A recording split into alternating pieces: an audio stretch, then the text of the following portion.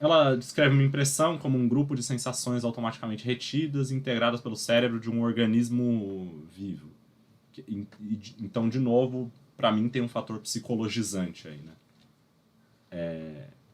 De novo, ela diz que o conhecimento de sensações como componente de impressões não é direto, e que a habilidade de relacionar entidades com unidades, então entidades como unidades, é o método distintivo de cognição do homem, que outras espécies vivas são incapazes de acompanhar. Eu acho que isso é a forma dela definir a faculdade racional, né? Então é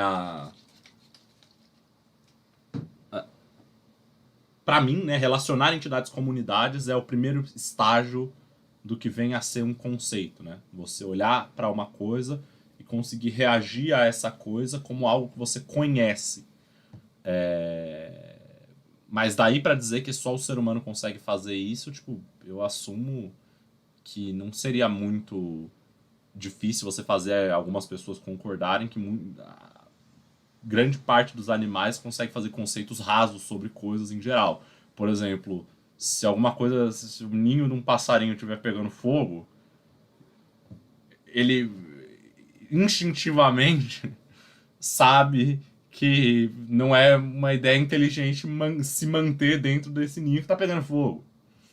Então, você dizer que ele não tem um conceito ainda que é extremamente vago do que vem a ser fogo, ou um conceito do que vem a ser comida, como que o pássaro sabe que ele consegue pegar uma minhoca suave, mas que se ele for tentar atacar uma porra de uma jiboia, dificilmente ele vai conseguir se alimentar de uma jiboia, né?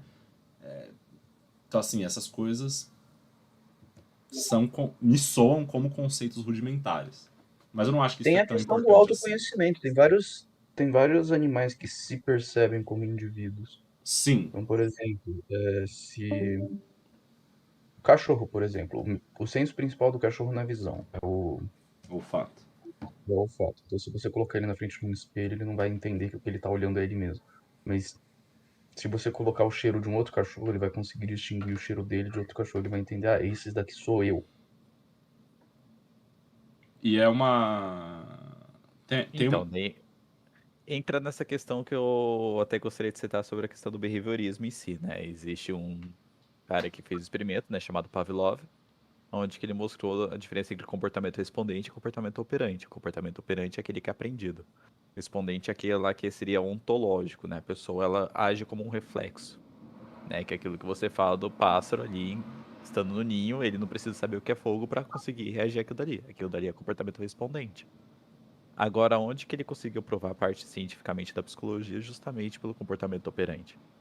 Foi a partir do momento que ele conseguiu fazer com que os cachorros, a partir de um barulho de um sino, entendessem que ele receberia comida, e a partir disso ele começaria a salivar.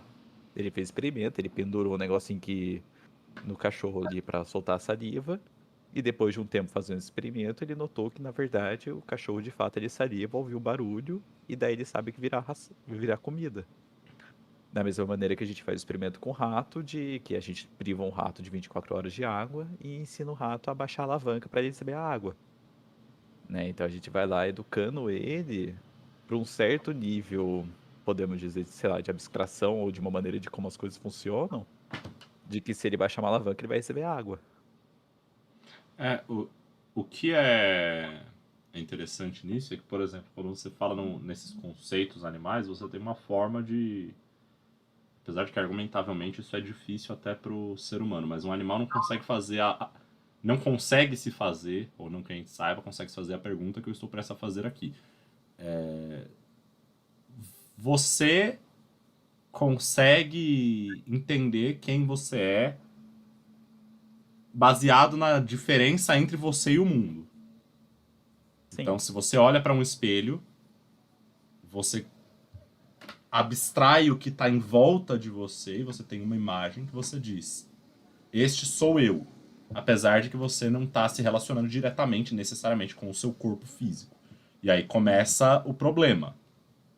Se você não é o seu corpo físico, se você não é. Você perdeu um braço, você continua sendo você, e aquele braço dificilmente pode ser. Apesar. Se você quiser falar em termos de economia, o direito àquele braço pode continuar sendo sua propriedade, mas eu tenho minhas dúvidas se alguém diria que aquele braço é você. Então, apesar de você ter fatores de autoconhecimento, o ser humano não consegue definir o que é ele. Você não consegue definir decentemente o que vem a ser você, para além de só se diferenciar do mundo. Tipo, o que quer que seja eu não sou esse microfone, eu não sou você, eu sou uma amálgama das experiências externas que eu tenho dessas coisas. Uhum. O que aponta, talvez, para uma forma de diferenciar o tipo de experiência que um animal racional pode ter do tipo de experiência que um animal irracional pode ter. Porque eu sou obrigado a assumir, já que não tive a felicidade de poder conversar com um periquito ainda, de que esse é o tipo de questão que não passa pela cabeça do periquito. Mas É, isso tem o não problema também passa. de que esses experimentos, eles são, bom, experimentos, eles são empíricos.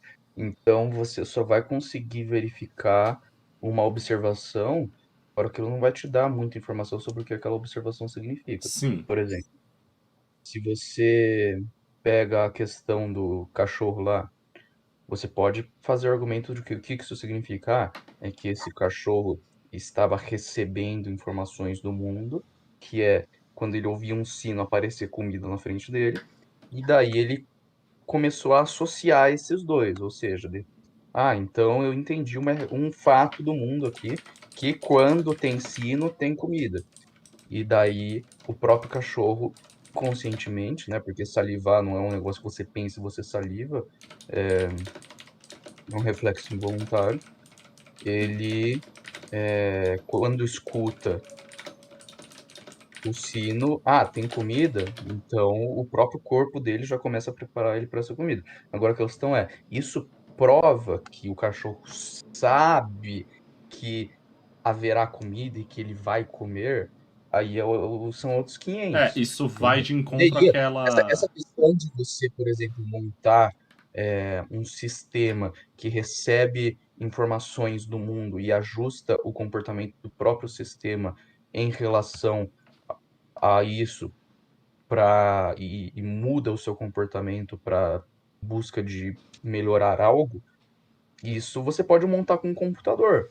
Você pode colocar um computador com vários sensores, escrever um programa que se muda, programa que se atualiza, e daí, dependendo de como o programa vai recebendo informações do ambiente externo, ele vai mudando as funções dele para se adaptar ao que está externo. Agora, quer dizer que o computador sabe de algo, ou são impulsos elétricos que estão correndo ali, entendeu? Então, daí tem um pequeno detalhe, na verdade, sobre a questão de diferença entre o behaviorismo e a cognitivo comportamental.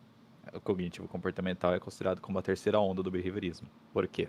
Teve a primeira onda, que era o behaviorismo metodológico do Watson, onde que estava errada por outros fatores que eu vou encurtar um pouco. Daí depois teve a segunda, que é do Skinner, onde que ele falava sobre a questão da divisão entre o mundo e o indivíduo. Então, por exemplo, em nenhum momento ele cita a questão de mente ou cita a questão de pensamento. Existe o indivíduo, existe o ambiente.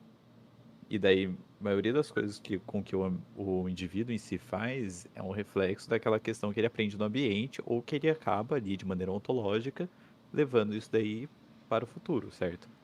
Agora, o cognitivo comportamental ele já começa a fazer uma tríade. Ele justamente ele pega o indivíduo, né, o ambiente e o pensamento. Então, antes da gente antes da gente, né, emitir algum comportamento no ambiente ou de ter alguma emoção, a gente pensa. Eu acho que o ponto, Rafael, a parte importante é a seguinte: é focar no que o Gabriel falou, de o fato de você conseguir observar, por exemplo, que o cachorro aprende que quando o sino toca ele vai receber comida e que ele passa a salivar.